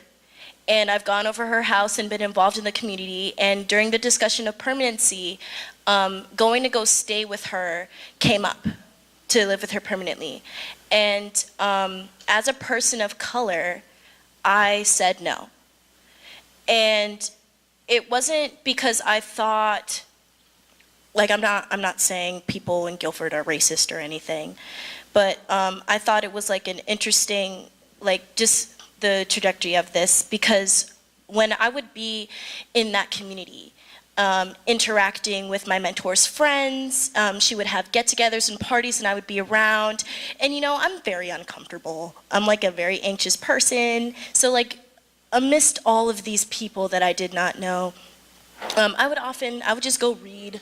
I would go take pictures with my camera, and I would get approached, kind of like how Jaquan was saying earlier, oh my God, that is so great that you were doing that. And it was kind of like, and it was just kind of like uncomfortable for me because I didn't know where it was like coming from. Was it coming from a place of, it's so good to see like people, youth of color of you like doing these good things? Or is it like, wow, like you like to read, that is cool. So, and I would be like one little black girl in Guilford, and I just didn't feel like I had the strength or the support to be able to go into a community where I would have to be that example of, I was the black girl that made white people not think this about black people. Mm-hmm. Yeah. And I kind of damaged my relationship with my mentor a little bit, and I'm sad, and I hope we can rebuild it. But I just wanted to say that comment, if that clarified anything from what you're coming from. And my question to you is, I currently go to school in West Hartford, and in West Hartford I'm a little bit more comfortable because it has a little bit more diversity demographic-wise. But I do find often in my peers that I don't live in West Hartford, I didn't grow up in West Hartford, I live in Hartford, and I've never really grown up anywhere consistently in my life, so I have a different kind of perspective of different things. And so, as you've been talking about whiteness or whatever, I see that in my peers sometimes.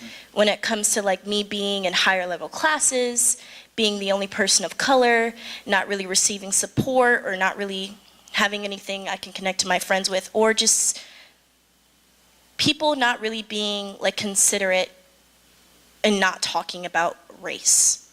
There is a race problem.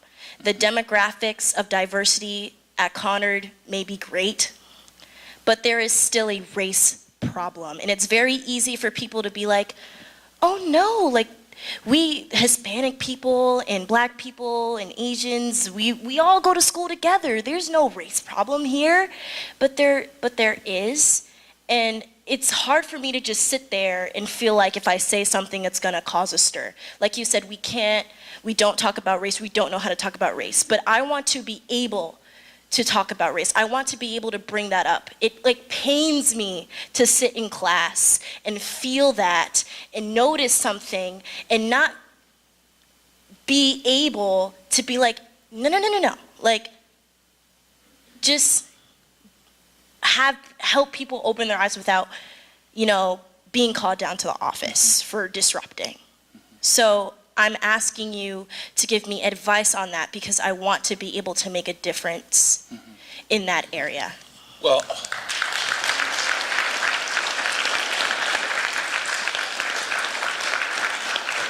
thank you. And I have to admit, I was actually thinking, I kept having this intrusive thought while you were talking. I don't think you need my advice. You're so incredibly insightful.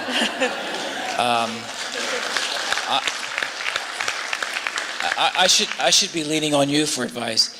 But here's a simple answer, and then I want to actually talk about this a bit before my time expires. It sounds like I'm dying, but time runs out.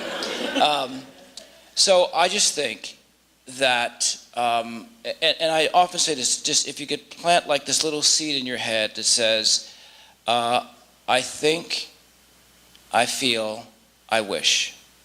And that should be your passport to the conversation. So if you enter the conversation with a thought, then it should move to a feeling and culminate in a wish. If you start with the feeling, so you might say, I feel uncomfortable with the way this conversation is going because I think there's some misconceptions about me as a black person. Yeah. And I wish that, there would be space for me to talk about my experience. I'm just making that up in that moment. But because in those moments when the emotional meter is going up, it's hard to find the right words. It's hard to know how to enter the conversation. So if you could just implant, I think, I feel, I wish, and know that the conversation, that's your entry point into the conversation. Does that make sense to you? Yeah. It's just like, I don't know how to necessarily approach my English teacher and be like, I feel unsupported, and tell her that I think it's because she doesn't understand things about race. Well, so it would be that as a black student in the class, I feel alone in this class. I feel like an outsider. But here's the thing, before I even get to giving you advice about how you should do it, let me talk a little bit about what I hope your English teacher would do. And so this is probably, like from my point of view, the most important thing I have to say today. So I don't think that we can actually do the doing part of addressing disparities and racism and racial trauma without the work first. The work is inside out, and it seems like the airline industry understands that much better than we do. So I heard the same thing. I heard it on my flight here. I'm going to hear it on my flight back home. That in a case of emergency, secure your oxygen mask and your seatbelt before you attempt to administer help to the person sitting next to you. In human services, we miss that message. That we are passionately engaged in the process of trying to save people's lives when many of us are clueless about where our oxygen masks are, let alone our seatbelts. And so that becomes absolutely imperative to do that. And so I think that the internal transformation that has to happen is that we have to make this cognitive shift. And this is before I ever try to work with you. This is what I need to do for myself. Is that I have to make this shift from thinking about myself as an individual, the individual dimension of the self, and thinking of the self multidimensionally. And I always save this segment of the talk because it seems patently psychotic, and so I would lack total credibility with you if I started with this morning. So here's the point I'm making, that in our culture we talk about the self as if the self is a singular entity. Our language reflects that, myself, yourself. What I'm suggesting is that in the spirit of racial sensitivity, if we want to really take on the robust task of dismantling disparities, that we have to have this shift in terms of how we see ourselves. And so that we now see ourselves as multidimensionally. So I don't just have a self, but I have a multitude of selves. And so if I use myself as an example, I have a gendered self, and my gender provides a prism to how I see the world. I have a sexual orientation self that provides a prism to how I see the world. I have a racial self, a class self, a religious self, a regional self that you all know. Here, you're from the great state of Connecticut. You know better than I that there's a way for each of you here to talk about regions of the state that would enable you to talk about a certain demographic of people without ever identifying them, just by region. That's how significant region is. And so we know anytime you say where you're from, it says something powerful about you. And so we have a regional self. And all these selves that we have this multiple dimension self. So if I had power for a day, if I had unlimited power for a day, I would change our language system. I would say we would cease and desist using words like myself and yourself, and instead we'd say myselves and yourselves, ourselves, fully understanding that would be semantically challenging to walk around and talk about myself. Not to mention it would raise serious psychiatric implications. But it is a much more accurate representation of who we are. And I'll tell you why I think this is important. Because the selves that I have, some are privileged and some are subjugated. And so I have a plethora of privileged selves. I'm male in a male-dominated society. I'm heterosexual. I'm cisgender. I'm middle class. By society sense, I'm highly educated, able-bodied, U.S. citizen, English speaking, all those are privileges in our society. They stack up. And my subjugated self, I walk through the world as a black person. And so one of the major challenges that I had in my own life before I could ever begin to do this work is to find a place where my black subjugated self and all of my privileged selves could coexist harmoniously. That's some hard stuff to figure out. How do those selves coexist? And so it makes sense, and this is true for me, I think it's true for all of us, that we have one position of default, and we always default to our subjugated self. So what it means is all those privileges I talk about, those privileged selves I have, I walk through the world every day of my life thinking about myself primarily as a black person. That is understandable, and it is incredibly dangerous. It's understandable because my subjugated self is the self that's been hurt, that's been scarred, that's been scratched. And so of course I have a consciousness about it. I try to protect it. But the minute I get overly focused and can only see myself through the lens of my subjugated self, then what does it mean? It means that I have not seeing the places where I hold privilege. So what it means is that the minute that Jody attempts to have a heart-to-heart conversation with me about gender, I can't go there because I'm thinking about myself as black and not as a man. And I abdicate all the responsibility that comes with owning that. So what I believe is when we try to have conversations about race, we have to first sort of sort out what is our positioning in that relationship. Do we represent the privileged position or the subjugated position? And so in cross-racial conversations, the reason why we cannot have meaningful cross-racial conversations in society is because we lose sight of that. When white people and people of color try to talk about race, it gets paralyzed. And it gets paralyzed because, in my humble opinion, that white people fail to execute the task of the privileged, and people of color fail to execute the task of the subjugated. And that's absolutely essential if these conversations are going to have any traction. So in a little bit of time I have, I want to give you a couple examples of what I think it means for white people. So while I'm speaking about this in terms of white people, it's not relegated to white people. It's relegated to anyone in a conversation where you hold a privilege. So it's like the social worker and the client, the supervisor and the employee, where there's a power differential. But I want to use it in this context to honor today's focus around race. So here's some things that white people need to offer to the conversation about race to ensure that there's traction in the conversation. So first and foremost, that one has to be mindful of one's whiteness. That if you haven't accepted the fact you're white, the conversation gets really hard to have. And so once you recognize that you're white, then it's important to locate yourself as a white person in the conversation. So it means that you're prefacing the conversation by saying, as a white person. Now, I know that's awkward. I was in Nashville, Tennessee. I made this very point. There's a psychiatrist of all people in the audience who was immediately ballistic about this point. So he stood up and he started doing this to me. And he said, I have to tell you, sir, that was one of the dumbest things I've ever heard from a so-called educated person in my entire life. And that was the first for me. I had never been called so-called educated before. So that was the first. And it was also, and this is a psychiatrist that's having this kind of reactivity. Like I'm thinking, yo, chill. You have the power to write yourself a prescription.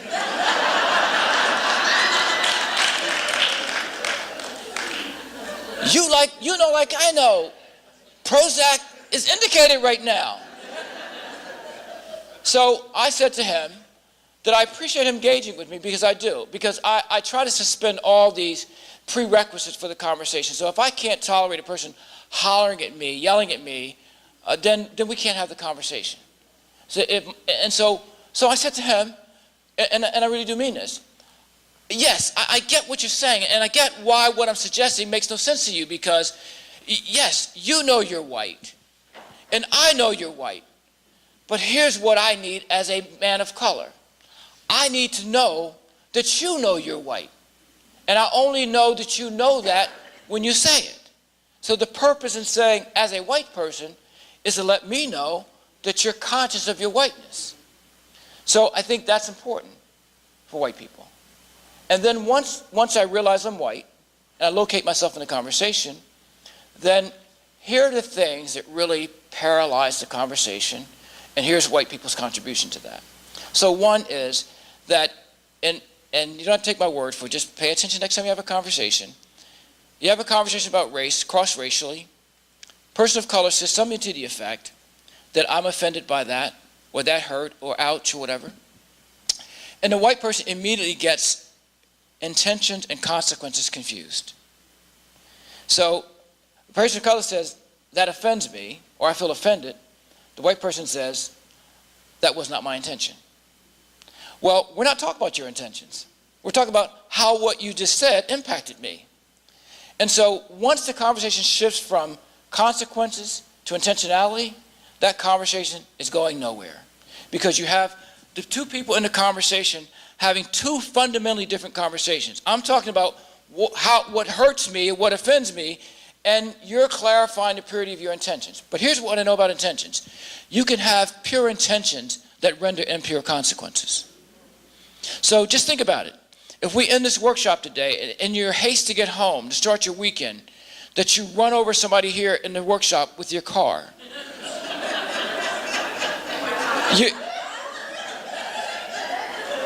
You don't mean to hit them, but the fact that you didn't intend to hit them doesn't mean they're not hurt.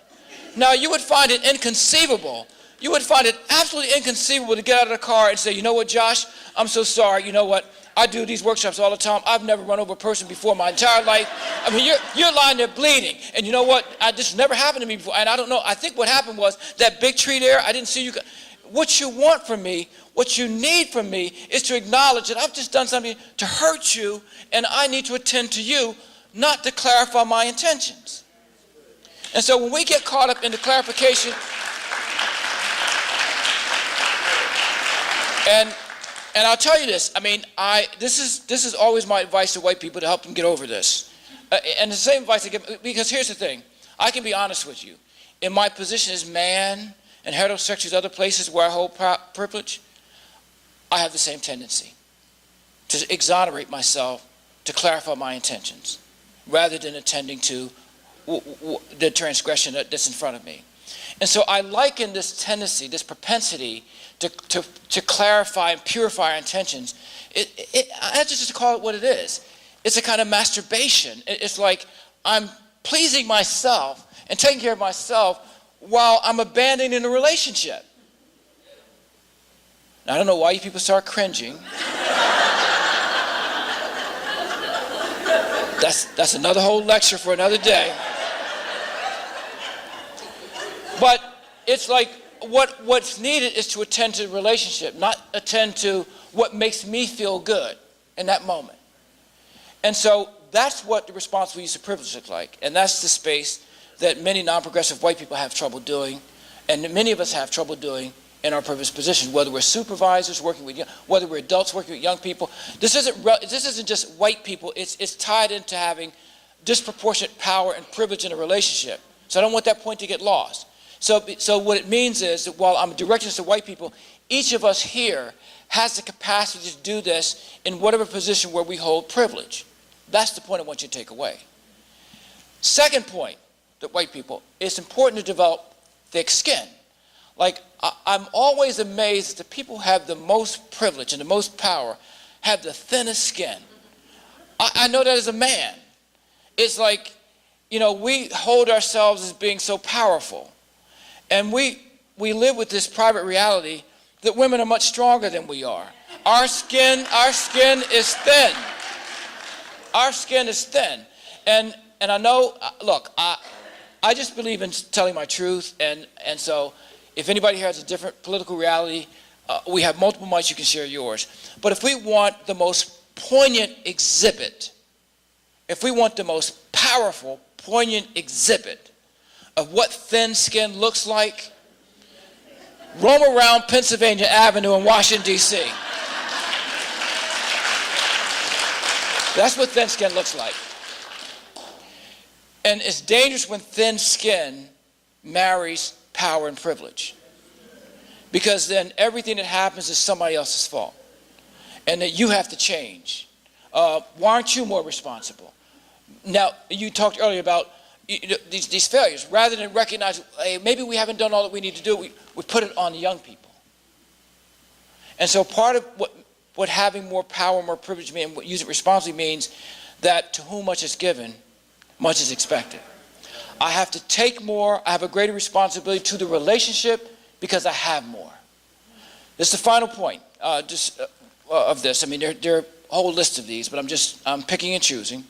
And so it's absolutely imperative for white people to avoid the use of prevempathy in having conversations with people of color.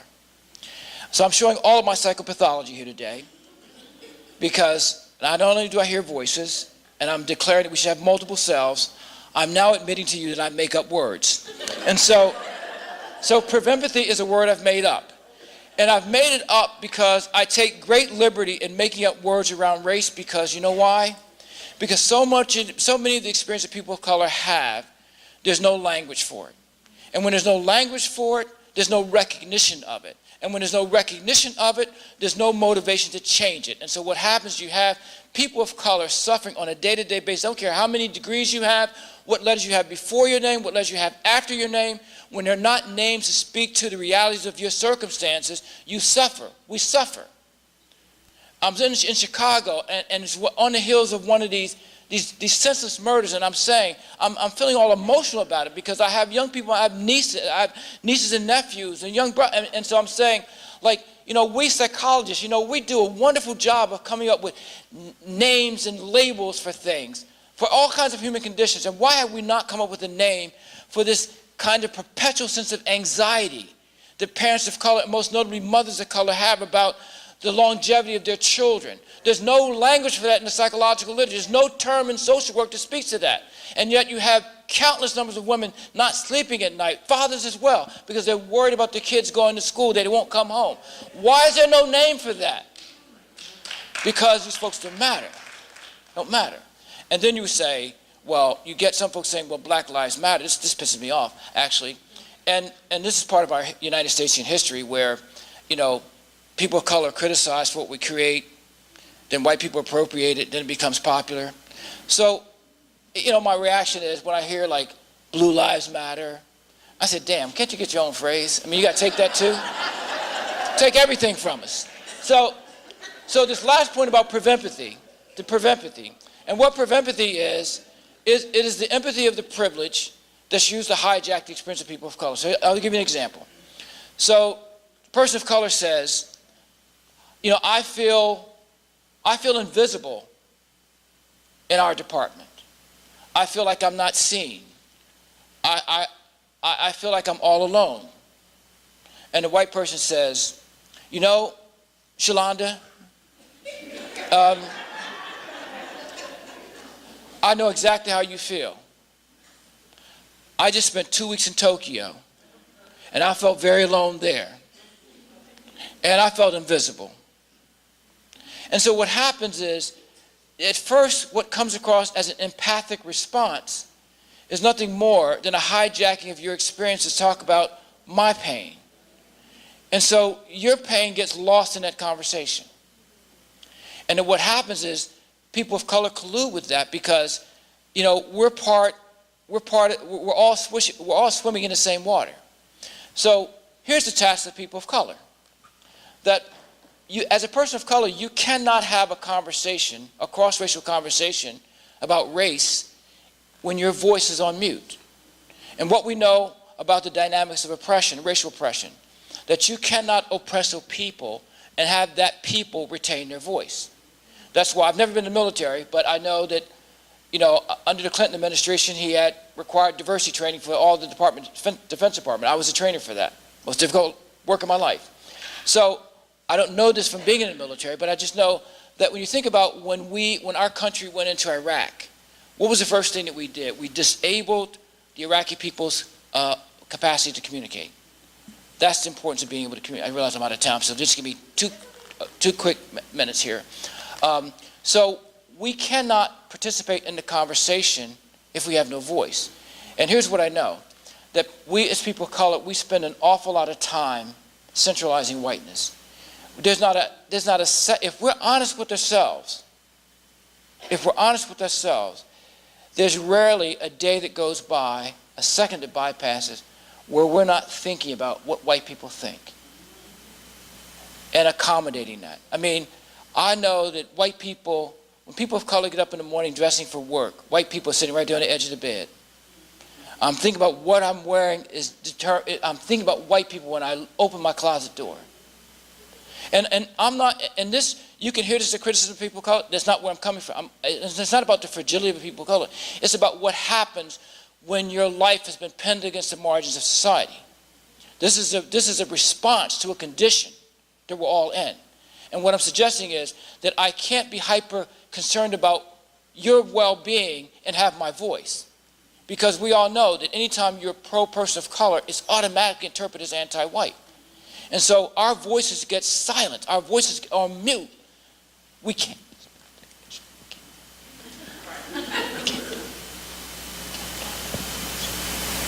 And so my thing is that for kids in foster care, what we should be doing to young kids of color is finding them, rather than shutting them down, because your feedback with me is laced with profanity. What I'm thinking, what should be more important is that you are talking rather than what you say at this point. We can go back and regulate, modulate, and educate what you say later on, but the fact that you have a voice is what's powerful. Because that's how you all got up here. You had a voice. And for all of us, somewhere along the way, our voices have been stripped. We can't have the conversation when we have no voice. We're concerned about what white people think, what white people are going to say. It's in our DNA. And we have to push against that. And when we have kids in institutions, if we're serving those kids well, we should be providing those kids with experiences that allow them to have voice lessons.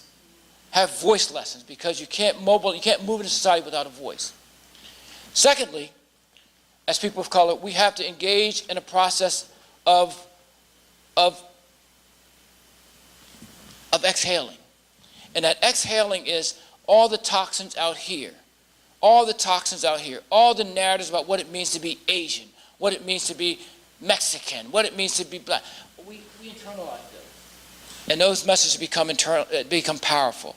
And that's why we perpetuate these notions about good hair and bad hair, light-skinnedness and dark-skinnedness, and all of that nonsense, that we've internalized it.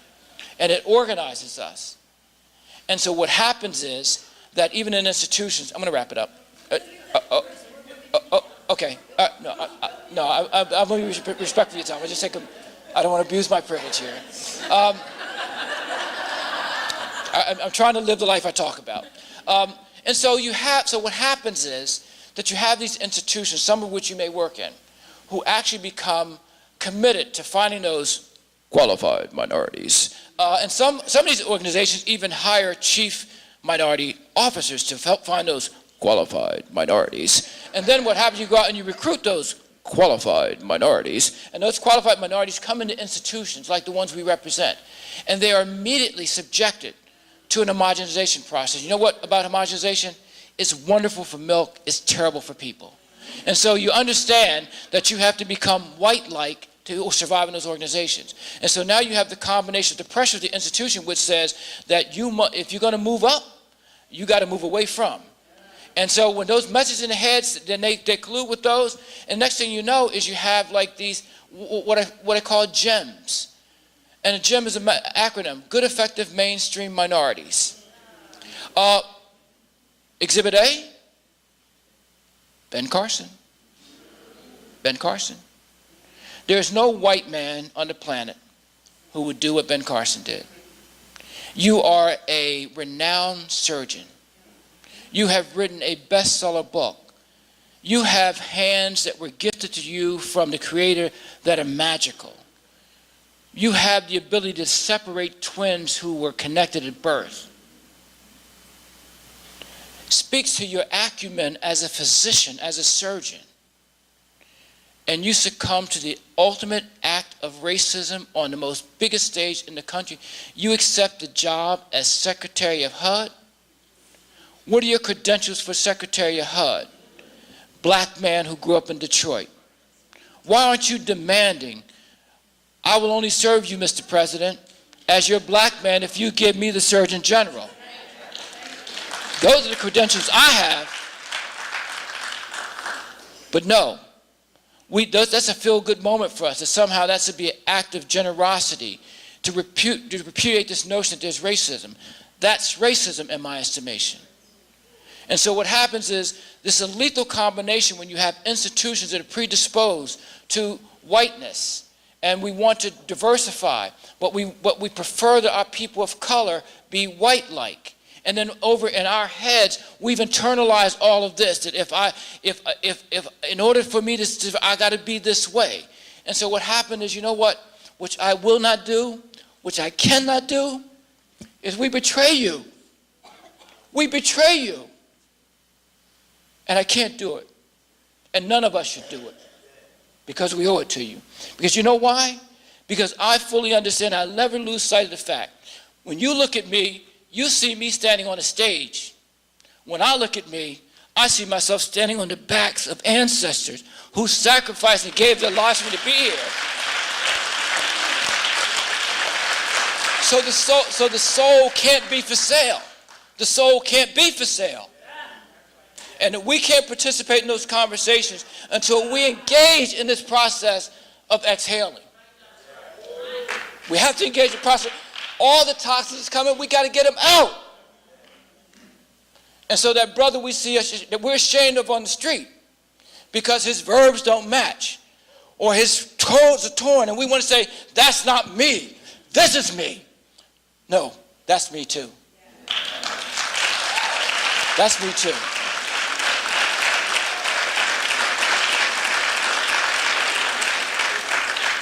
And the other task for people of color, that we cannot participate in this conversation cross-racially until we overcome this addiction, this transfixion, this obsession, this compulsion we have with taking care of white people.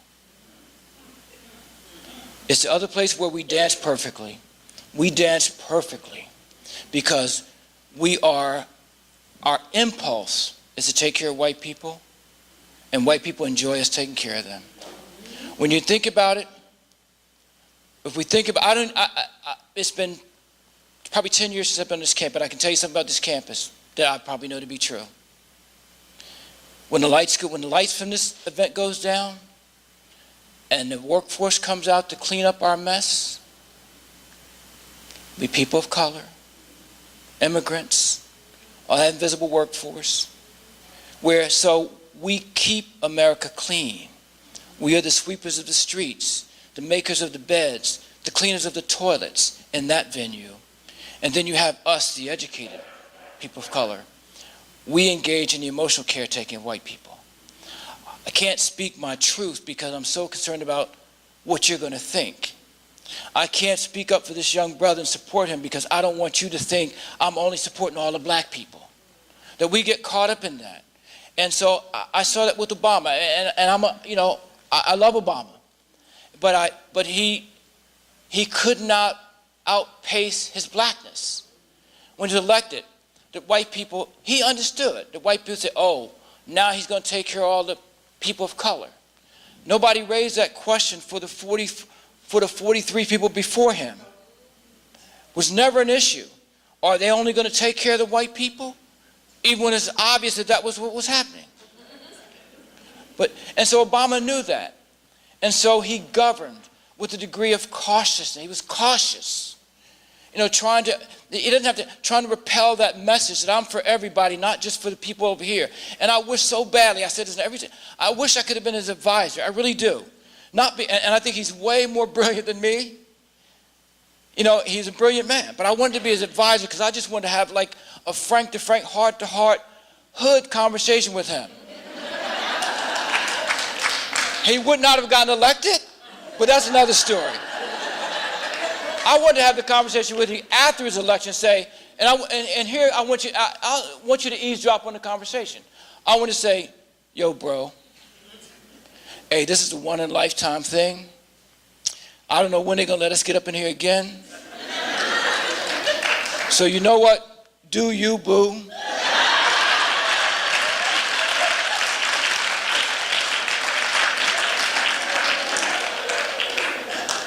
But that's threatening. But you know what?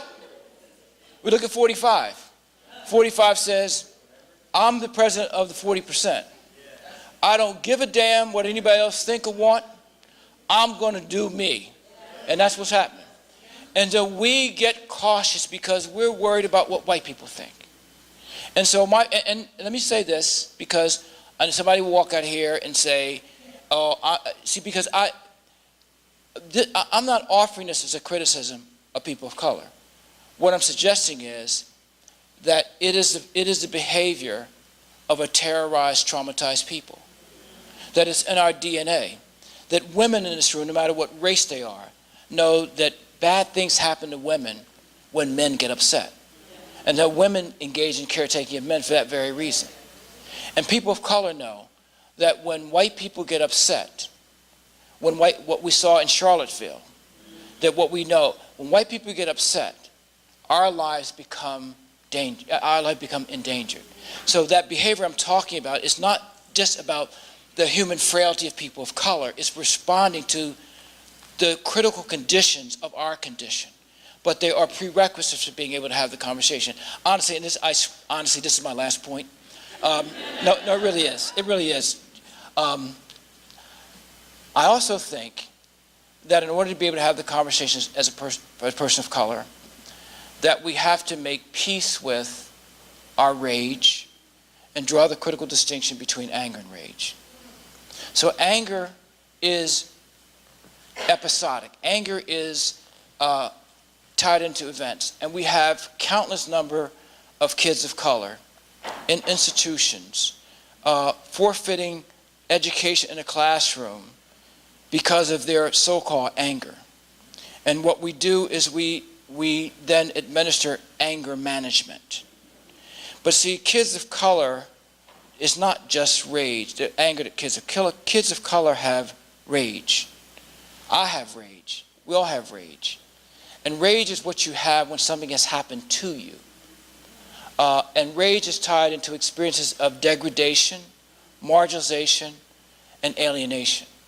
And so when you have kids of color in the system, that they're not only stigmatized and marginalized by the very fact that they're in foster care, but if they're kids of color, they went in with feelings of degradation as kids of color. So in the trauma literature, we call that complex trauma. And so what happens is, I'm sick and tired. There's two things I'm sick and tired. This is my last message to people of color. I'm sick and tired of people of color running around being hypersensitive about coming across as being angry. That's crazy making. That the world we live in sets up a set of unreal circumstances that are rage-inducing, and then tell us that you can't have the feeling that's a congruent feeling to the circumstances you're experiencing. And so this thing about, well, I don't want to be the angry black man. I don't want to be the hot, spicy, angry Latina. I don't want to be the angry black woman. I'm telling clients in therapy, as I tell people in workshops, they say to me, you know, you're such an angry black man. I say, you got 2 to 3 right. Man I am, black I am. But it's not anger. It's rage. I have rage.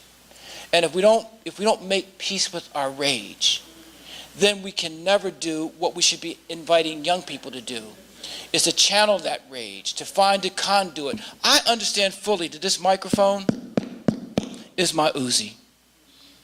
And that rage can either destroy us if we don't have a relationship with it, or it can help us build and find the depths of our greatness if we embrace it. And so my final words is this, that I'm hoping that what you all take away from this is that you'll dare to go back to the place where you work and look at what you've always looked at, but this time around to dare see it differently. And because you see it differently, that you can commit yourself to being different. And that when you recognize you are different, then you will choose to do it differently. And to never keep in mind, like, I think for those of us, if we work with young people, that we are among the blessed and the privileged. I don't think we chose this work. I think the work chose us. I don't think that those of us who do this work chose it, because not everybody can do it.